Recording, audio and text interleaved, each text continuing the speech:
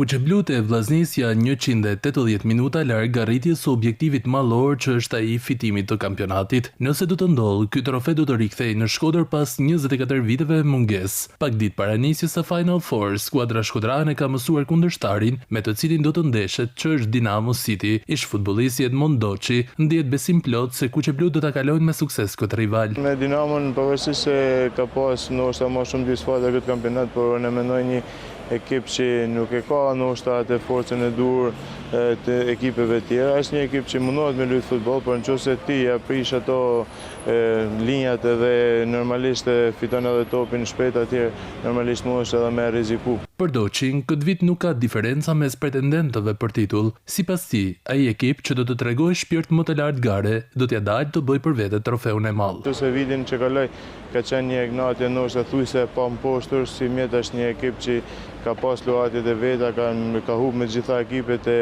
kampionatit, kështu që nuk rivalët janë aty. Kuqeblut janë përballur 6 herë në këtë sezon me Dinamon, 4 në kampionat dhe 2 në kupë. Bilanci janon nga blut me 3 fitore kundrejt 1 të kuqebluve, ndërsa 2 sfida janë mbyllur në barazim. Vllaznia Dinamo do të luhet më 4 maj në Arena Kombëtare të kryeqytetit. Për kalimin në finalen e madhe, Vllaznisë do t'i bënte punë edhe një barazim.